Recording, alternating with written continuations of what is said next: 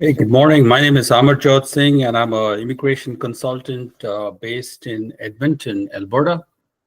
And today is September 12th. It's nice, cozy, warm morning here, not too much sunlight. And today I'm going to talk to an immigration lawyer based in Victoria. And the topic of the discussion today is judicial review. Many people who apply for TR visa or pretty much any application, and once they are facing refusal, somebody has filled in their mind, hey, let's go and challenge this in federal court and let's do a judicial review. And not knowing exactly what judicial review is, what is the scope of judicial review, let alone what is the procedure and the application costs and the timeline of judicial review. To get to the secrets of judicial review, I'm going to talk today to Mr. Ali Datka. He's online with me from Victoria. He's a lawyer. He passed his qualifying examination from Saskatchewan, and later on he did a master's in law, but he will tell me from where. And then we will look at what his strategy is in fighting refusals through judicial review, and what we can learn and what we need to know in case we need a judicial review in the future. All right. Hey, Ali, welcome to my show, and I'm glad that you could join in from Victoria. Judicial review. First of all, you is this what you do all the time? Most of your practice is judicial review, or do you other applications as well? Uh, Hi, and thanks for having me here today. Uh, I've been practicing law for almost about the past 10 years. And for the past 4 or 5 years, our main focus has been judicial review. And we have filed many cases in the Federal Court of Canada for judicial review. Like for immigration, they've been mostly work permit application, tourist visa, study permit, or permanent residency application, either spousal sponsorship, express entry, or other type of applications as well. So a big focus of us is judicial review, and it's kind of been expanding in the past few years, given some of the policies Immigration Canada has taken. Like I'm sure as an immigration consultant know that even if you submit the best possible applications out there, it might still get refused.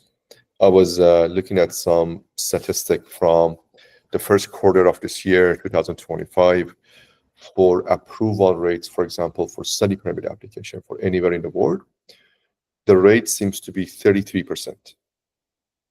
Yeah. So it's a very high refusal rate for study permit application. Does that mean those 60-something percentage of applications are bad applications? Not really.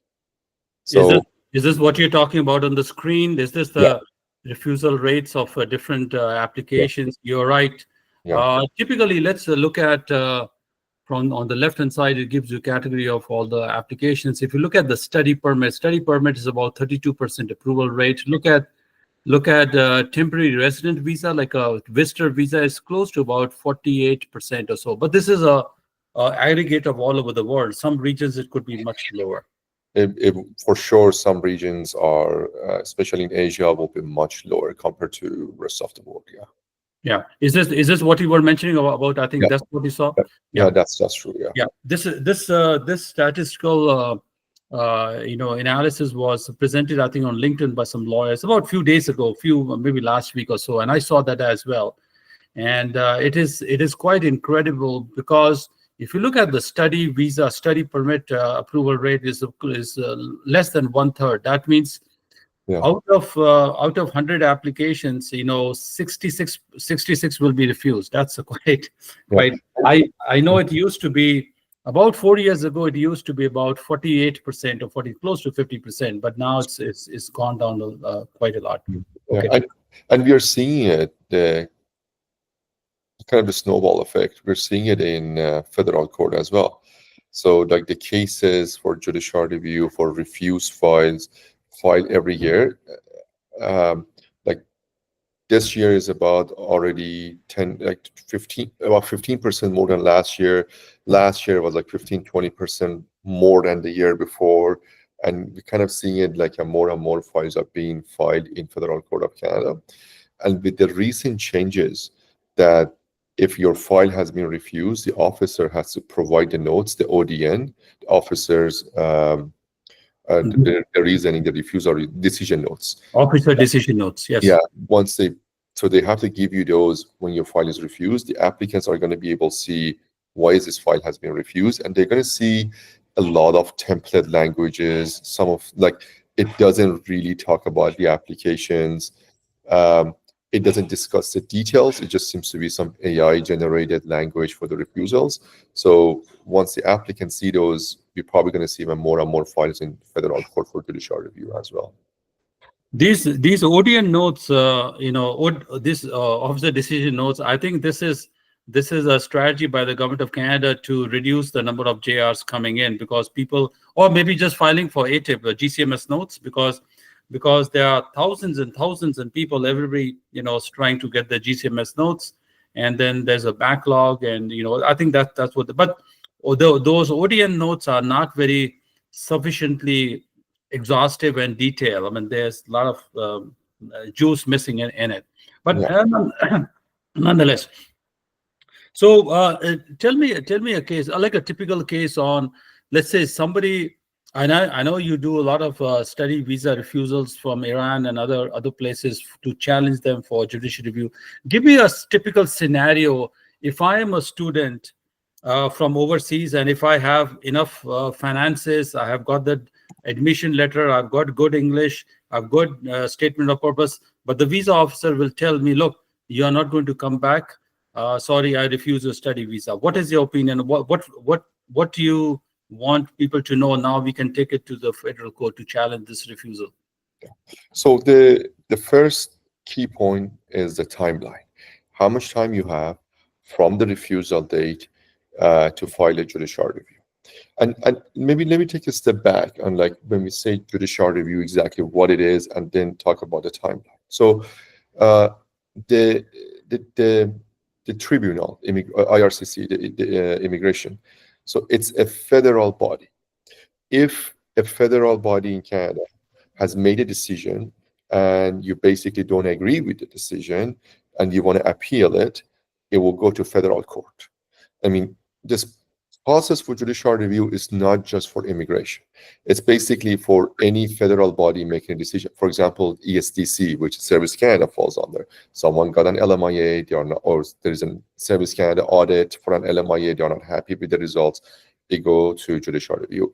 The other stuff, like maritime transport, intellectual property, like dealing with CRA, the tax stuff. So if you want to appeal the decision, it usually goes to Federal Court of Canada, and the process is called judicial review.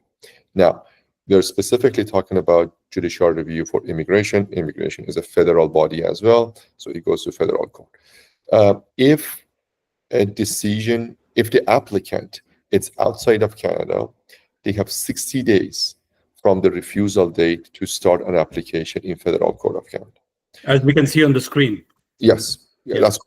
Yeah. If the applicant is inside of Canada, so they have about 2 weeks to file an application in Federal Court of Canada. So in Canada versus, so outside of Canada, you have a lot more times than inside of Canada. So like basically like about 15 days to file your application in Federal Court of Canada. So that will be the first step. And those are usually hard deadlines. There are situations that you can extend them, but I mean, 60 days really should be enough for someone to look at the notes, they consult with a lawyer, and the lawyer start an application in Federal Court of Canada. So that's in terms of processing time, how much time they have. And once they file an application in federal court, the application is called Application for Leave and Judicial Review, ALJR. So that will be basically, we will say, yeah, we don't agree with the decision, and some very basic stuff on the decision, and then it's going to be filed in Federal Court of Canada. So that brings us to federal court. And then the next step, in the past, we used to request the notes, GCMS notes from we used to tell the court register if we don't have them, and they they would have requested it from Immigration Canada. But in most cases now, especially in temporary applications, not the PR one, in a temporary one, since we are getting the ODN, most of the time we don't ask them anymore because it comes with the refusal notes. Then we file our memorandum of argument. Basically, that's based on the officer's refusal notes and the evidence, the facts that was supported by the applicant. And this is a very key thing that come up a lot.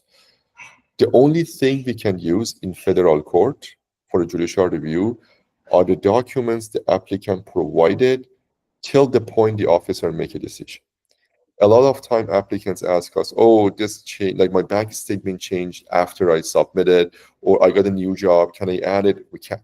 It only has to be this stuff. In rare cases, you could, but 99% of the time you can't. It's just the stuff in front of the officer. Yeah. And that's a key thing. I mean, nowadays that we see a lot of refusals, I always tell the applicants, prepare your case in a way that's going to go to federal court for judicial review. Put everything you think it's relevant to your case, over-prepare your immigration case in a way that it has to be defended in federal court in judicial review. If the officer gives you the visa, perfect. If not, you're going to have a good chance in federal court. Yeah. Can you, for the benefit of a layperson, describe a sample case that it's a refusal, but you saw some weakness in the decisions of the visa officer, then you challenge it, and then it was accepted by the judge? Just any case. Yeah. I'll give you a case example and some statistic basically on what's the outcome and what percentage of the cases reach to that outcome. So a very common thing that a lot of things, and at this point I'm talking about, let's talk about temporary applications. Yeah. Let's pick on tourist visa or a study permit. Pretty much the same in most instances. A very common template language we see is the applicant's tie. And the officer mentioned, you don't have sufficient tie to go back because study permit, tourist visa, these are all temporary visa applications. Yeah. You need to establish you will go back. And the officer uses very template language of you don't have enough tie, but the applicant has provided ample financial ties in their back home country, professional tie, and family tie, that they have like strong family back home and they will go back to them, they won't overstay. So we see this a lot in officers' refusal notes, and that's a good ground to attack them in judicial review. The other one is the officer mentioned a lot, the purpose of the trip. They bring this template language a lot, but the applicant has well documented they're going to study, this is what they are going to study, and this is why they are going to study it, and how this is going to relate to their background, education, work, the fit within all the applicant's background. So that's the other common thing we see that we can kind of attack it in judicial review and have a good defense on. So these are the very common stuff. Yeah. So let us just for a greater understanding of how do you attack the logic. So yeah, I'm applying, for example, if I'm applying overseas, I'm applying for a visitor visa. I have on an average great finances. I have more money in my country. I have adequate financial. I have bank statements. I have proof of funds. I have income tax return in that country. I have my job letter, salary slips, finances, and I have my family relatives. I have property. I have it's called a dream application, dream visitor visa application. I have everything, but still, if the visa officer says sorry, you will not. You will not come back or something, whatever, yeah? Right? So you will not. So how will you attack this logic in the review application? It's a very good question. So how we can succeed in a judicial review application? There are only so many things we can argue in a judicial. So we cannot argue sometimes the facts of the case, because the judge is going to come back and say, oh, that's the immigration officer's duty to weigh in the evidence. If we are kind of reweighting the evidence, we are not going to have a good application. We have this case called Vavilov.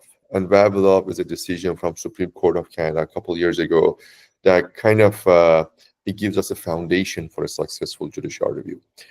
And Vavilov says it has to be a reasonable chain of analysis in the officer's decision. So if you look at the evidence the applicant has provided, and if you look at the decisions by the immigration officer, it kind of, in a layman term, it gotta make sense. Is it a reasonable chain of analysis? Has the officer justified? So a dream application you made, the person has ample fund to support himself. The person has a job from back home. They're very stable. The family is home there. And then the officer says, the purpose of trip is not justified. And that's all they say. So then it kind of, that big question mark goes on in your brain. What happened to all the evidence I provided? Was it like not enough? Are you doubting the genuineness of it? Like, what is it? We don't know. We're guessing. So, and we have court decisions that the judge says we shouldn't guess. It should be in the reasoning why you have exactly refused it. Again, but again, we shouldn't take it as the officer's decision should be very detailed. We are not going to have that ever, and because they're dealing with thousands of applications in a day, hundreds of applications in a day. They are not going to have very detailed notes, but still, it should be enough to figure out why that dream application has been refused. Is there a reasonable chain of analysis? And that's really the legal test between when we look at the officer's decisions, the evidence, is it justified? Yeah, I think there are three keywords here which Vavilov have introduced to the litigation fraternity. Is one is reasonable, second thing is it transparent, and the third thing is it intelligible. Those three prongs of analysis, they decide whether the decision goes to the review of the level of the review that goes based on these three words. Anyway, so let's assume that the judge has agreed to your viewpoint, and then if they agree, what they call is they allow the appeal. Correct. So I mean, they allow, and this is a success. So it goes back for redetermination with a different visa officer at the same office, I guess. Is that right? Yeah. So let's talk about the outcome of judicial review first. Like, what could that be? And so when we file our argument, not when we file our arguments based on the notes and the applicant's case, not all the cases go in front of a judge. Yeah. We call them justice in federal court. So the way it works is the Department of Justice represents Immigration Canada. They are the lawyer for Immigration Canada. And they are the one who are going to be defending the officer's decision and saying, no, the officer's decision was reasonable, actually. It was justified. It was intelligible. So they might look at our arguments. They look at the officer's notes. They were like, yeah, the officer's decision was not reasonable. And it happens. It happens quite often. If that happens, we enter into something called a settlement agreement. Yeah. In that settlement agreement, there are a couple of terms. It's really a page and a half. It's not that long. It says the decision will be sent back to a different officer to be decided. And that's really what will happen. It will go to the same office, but not the same officer. A different officer will review the case, and that officer will make a decision. Again, that it doesn't mean 100%. By the way, that officer is going to make a positive decision. One more thing that would usually says is you're going to have a chance before the new officer make a decision to update your case, because usually there's a lot of time has passed between your refusal and a new officer. If you had financial documents, if you had admission from school, most likely the time has passed. You need to get a deferral, you need to upload new documents for study. So they will give you an opportunity to update. And in the past, it wasn't a way by past, 2 years ago. If a case gets settled, by a high level of confidence, I would say 90%, you're going to get visa. That's not the case anymore. If a case gets settled, the applicant should once they are updating the case, they should treat the case as really a new case. They should really make that case stronger at that point, and, Yeah. treat it as a new application. Now, so a new officer make a decision. Either that settlement through the lawyer, between the lawyers, between us and Department of Justice, or basically Department of Justice is like, no, the officer was right. We are saying the officer was wrong.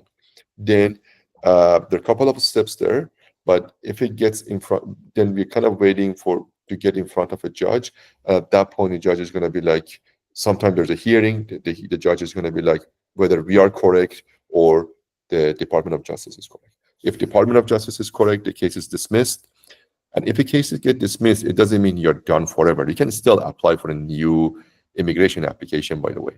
Yeah. But if the leave is granted, it's kind of have similar effect as if it was a settlement. It's going to be sent back to be redetermined by a new officer. Yeah.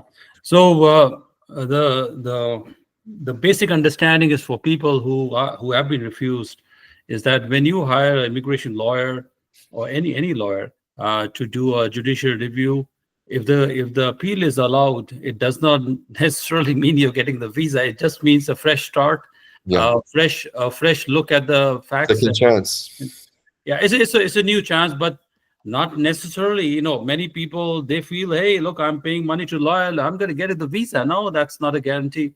It is just a U-turn reversal, and then you got a second shot of doing the. Yeah, and really, it's just that the way it's called division of power. Federal court's job is not to give applicants visa. Yeah, of course.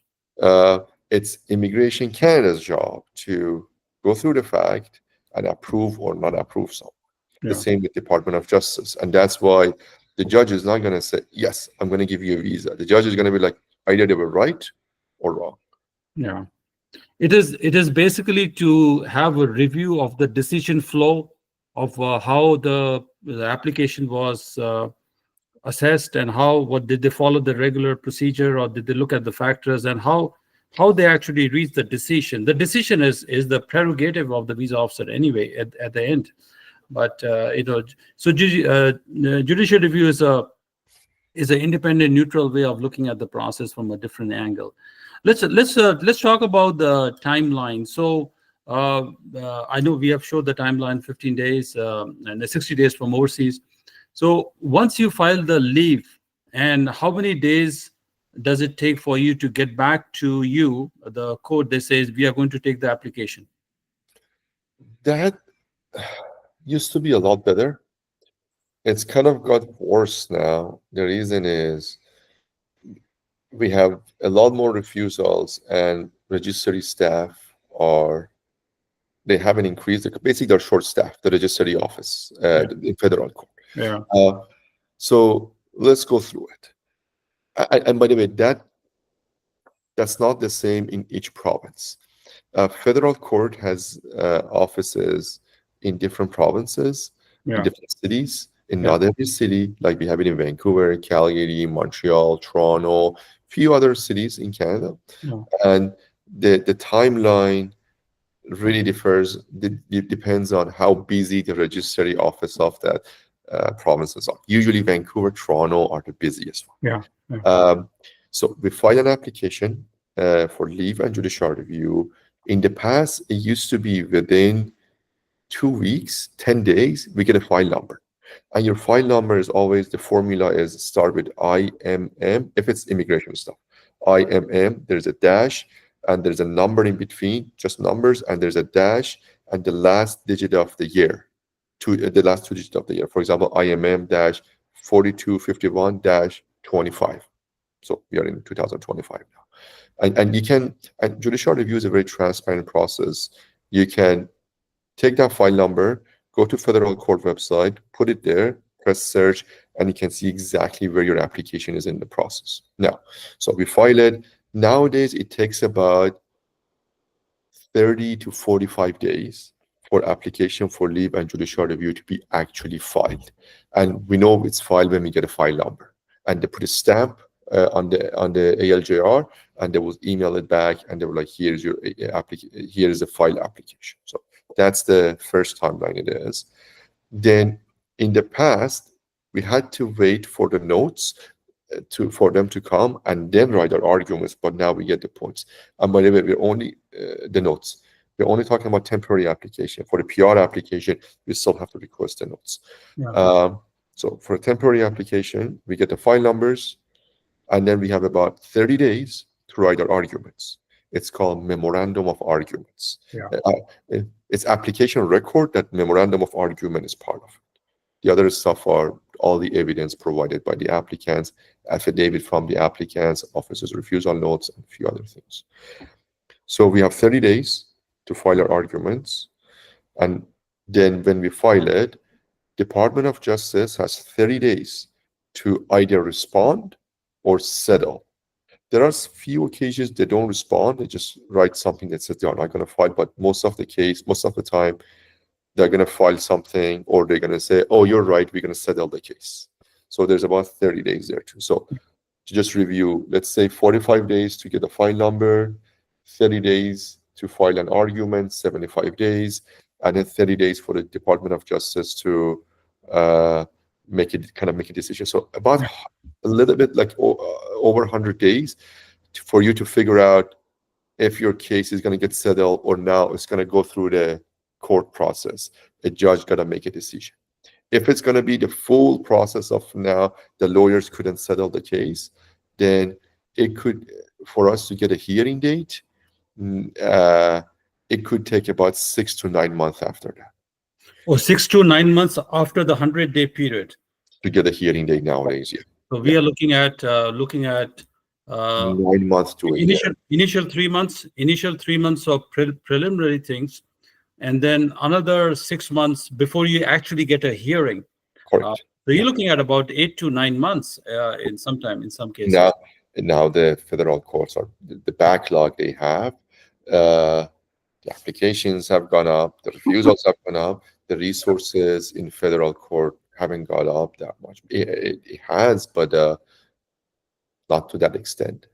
Give or take 7 to 9 months. This is typical of Vancouver, or no, if that's pretty much all over Canada. But if the case doesn't get settled, I know. A lot of time the case is going to be dealt with within 3 months. Then that's kind of the worst case scenario. That the case is not going to get settled. It's going to go there. That's going to be either it's really 3 months ish, or it's going to be within 9 to 10 months of like a full blown judicial review. Yeah. In best case, 3 to 4 months. In the worst case, maybe 9 to 10 months. Yeah, about that, give or take. Yeah. Let's talk about what is the filing cost in the court system. What is the just imagine if somebody does not want to use a lawyer, if they want to file on their own, self-represented, what is the court filing fees? Let's talk about first that. Yeah. First, whether someone should be filing on their own or not, and I'm saying this part not because, well, it's our business. I'm a lawyer. I'm doing it. Yeah. The court system in Canada is complicated. If you file it wrong, it doesn't mean they're going to give you a second chance to refile it. You're probably going to miss your deadline, and then you're out of luck. Yeah. But generally, the cost, and we're talking about the court cost, it's $50, 50 Canadian dollars. It's the filing fee that when you file your application, within about that 30 to 45 days that you're going to get a file number, you're going to get an email that they're going to say, okay, here's your, if you've done everything correctly. If not, they will just return it. Here is your, they will send a link to add your credit card and pay for that $50. And once you do it, usually within a couple of days, you get your file number and the stamped ALJR. Okay, so out of pocket, only $50 can win them justice if they know what they're doing. I mean, if they're everybody's not experienced and knowledgeable. If they sometimes wants to dabble this on their own, I mean, it's $50 or about. Okay, let's talk about now. If you want to share, if you don't want to share, it's fine. What if some clients wants to approach you? What are your initial fees and costs? If you want to declare, that's fine. If you're not, that's fine too. What I would say is our fees are competitive, and a lot of time our fees are less than resubmitting a new immigration file. Okay. And so it's not uh, the high number of $3,000 or $5,000 that some people charge, or again, depends on the market, depend on type of applications as well. Yeah. Every lawyer has different level of expertise, different skill set, different volume, and they could adjust. But our fees are even below that, and there are two different fees. We talked about judicial review in the context of refusal. There's also judicial review, we call it mandamus, writ of mandamus application. And Yeah. that is if someone's application is taking really, really a long time, and I don't say really, I say really, really a long time for an immigration officer to make a decision, really beyond that normal processing time. And what that beyond is a different topic, like how many days more than the normal processing time. So that's called mandamus. There's a different fee for that because that's the price for mandamus is higher, at least for us, compared to refusals, because there's an extra step of sending a demand letter to that's the first step of the mandamus application. You're going to send a demand letter to Immigration Canada, tell them if you don't make a decision within usually 30 days, we're going to start a court application. We're going to do that anyways. So, but there are different fees, mandamus or refusal. Yeah. So mandamus is somebody who don't know. You are forcing the immigration to make a decision.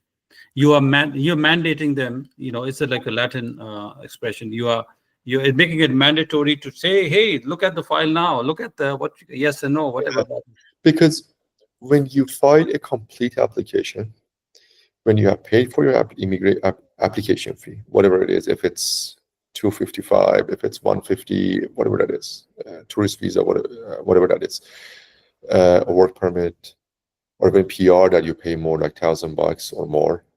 Uh, if the delay is not because of your fault, meaning uh, whatever documents they have requested, you have provided, you have filed a complete application, Yeah. then the minister has a duty to act. Yeah. Minister has a duty to make a decision. By minister, I mean by through the immigration officers.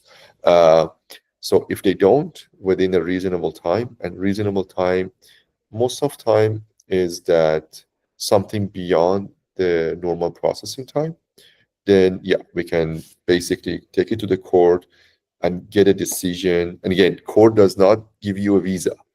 The judge will make a decision if they agree with us. Will make a decision that say, okay, hey, immigration officer, you're gonna make a decision within 60 days or 90 days, whatever that is. This application is taking too long. You have 60 days or 90 days to make a decision. If you don't, you're going to be in breach of the court order. Yeah.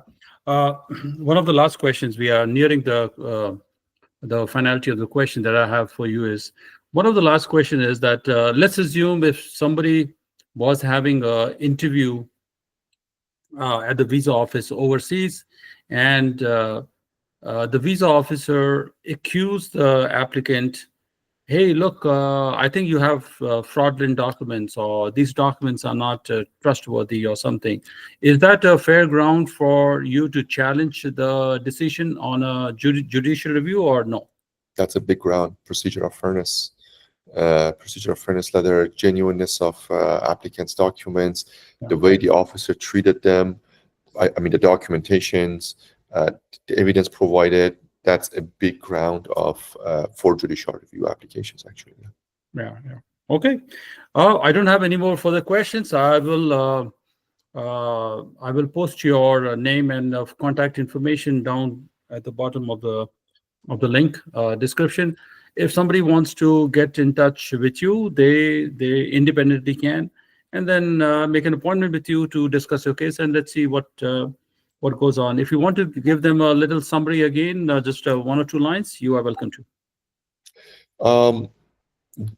Refusal is not the end of the line. We are seeing more and more refusals, and that's just because I'll call it political. The immigration climate in Canada has changed a lot, and we are seeing it through different level of government. But we still have the court system here, and that's the judicial review. So if you get refusals, don't get disappointed. Don't think that's the end of the line. There's still a pathway. Okay. Thank you very much for your time. Take care. Thank you. And